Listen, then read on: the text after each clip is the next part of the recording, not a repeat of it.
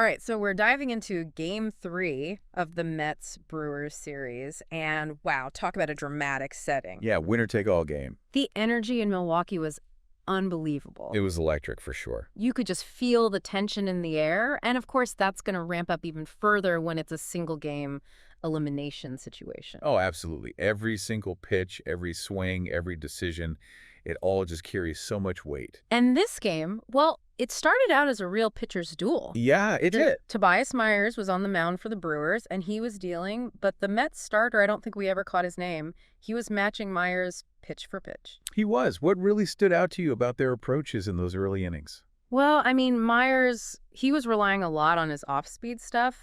A lot of swings and misses, particularly on that changeup of his, really kept the Mets hitters off balance. Absolutely. And the Mets guy, though, he was all about precision. Yeah. He was working those corners, keeping those Brewers hitters guessing. And guessing wrong a lot of the time, too. Seriously, they had 3 guys reach base in the first 4 innings, but every single one of them ended up stranded.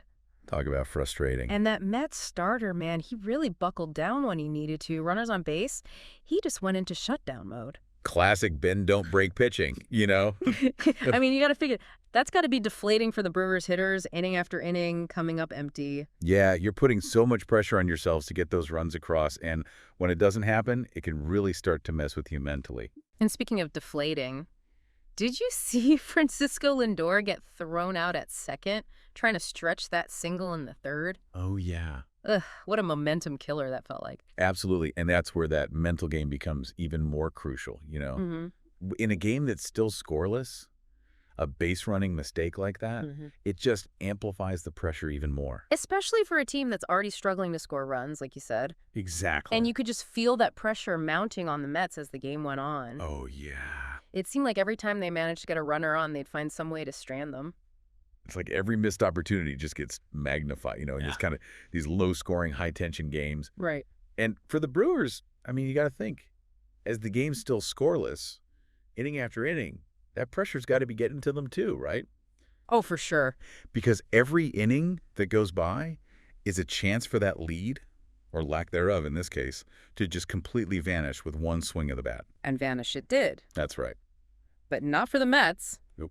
7th inning comes around, Brewers bring in a new arm, and Jake Bauers, pinch hitting in just his second ever playoff at bat, sends a moonshot into the stands. Out of nowhere. I mean, you could just feel the tension lift from that Brewers dugout the second that ball left his bat. Oh, 100%. What a momentum shift. It's amazing what a single home run can do to the entire psyche of both teams. And it was like it lit a fire under the Brewers, because right after that, Rowdy Tellez steps up and launches one of his own. Back-to-back jacks. Unbelievable. The place went absolutely nuts. It's like a tidal wave of energy. You know? 1 minute, the Mets are hanging tough. The next, they're down by 2, and the entire stadium is rocking. Just like that. Did you see the look on the Mets manager's face? Oh, I can only imagine. It was like he'd seen a ghost.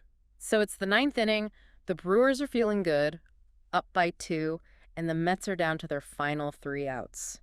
Here we go. It really felt like their season was on the line at this point. Yeah, it did. What's going through your mind if you're a Mets fan at this moment? Well, I mean, if you're a Mets fan, you're hoping for a miracle. Right. And maybe, just maybe, you're thinking back to some of those legendary Mets comebacks of the past, you know? Yeah. Remember the 1986 World Series?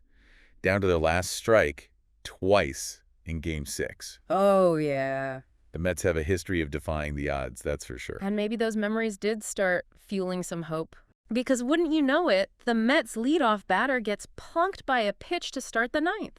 Well, that'll get you on base. Not ideal, obviously, but hey, a man on base is a man on base. That's right. Got to take what you can get. And you could just, I don't know, feel this little shift in the energy of the stadium, you know? Oh, yeah. Like just a hint of doubt creeping into the minds of those Brewers fans. Yeah, like, wait a minute. And then Brandon Nimmo, Mr. Clutch. exactly, steps up to the plate and rips a single.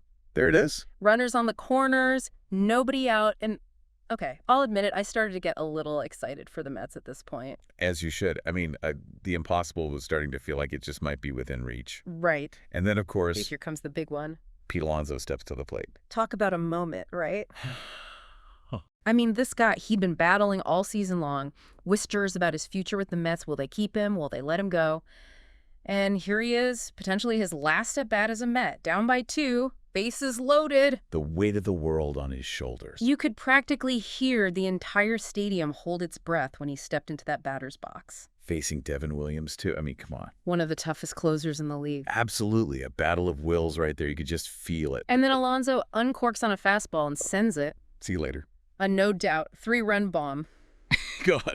The Mets dugout erupts. Alonso's rounding the bases like a man possessed. And the Brewers... Speechless. I mean, they went from ecstatic to stunned in about 3.2 seconds, the time it took that ball to clear the fence. It was like someone hit the mute button on the entire stadium. Except for that Mets dugout, they were going absolutely bonkers. Oh, yeah, they were losing their mind. And, I mean, you got to wonder, for Alonso, after the season he had been having, to deliver that kind of hit in that moment... Redemption. What a release, you know? Absolutely. Talk about a weight lifted off your shoulders. And the Mets weren't done. No, sir. They tacked on another run just for good measure, and suddenly, a game that felt completely out of reach just moments earlier was a 4-2 Mets lead. Just like that. What a turnaround. 4 runs in the top of the 9th down to their final 3 outs. You just don't see that every day. Talk about pulling a rabbit out of a hat. The stuff of legends. And you got to give credit where credit's due.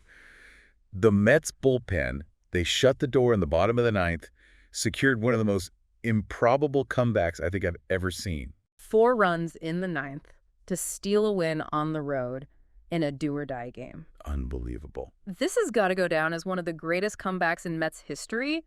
Maybe even one of the greatest playoff comebacks, period. I mean, it's definitely up there. This game will be talked about for years to come. Oh, absolutely. Makes you think, though, did this just ignite a fire under the Mets? Right. Or did the Brewers just, I don't know, maybe let their guard down a little? It's tough to say for sure, but one thing's for certain. This game, this 9th inning, this comeback, it's going to echo throughout the rest of the playoffs. No doubt about it, this was one for the history books. Absolutely an instant classic.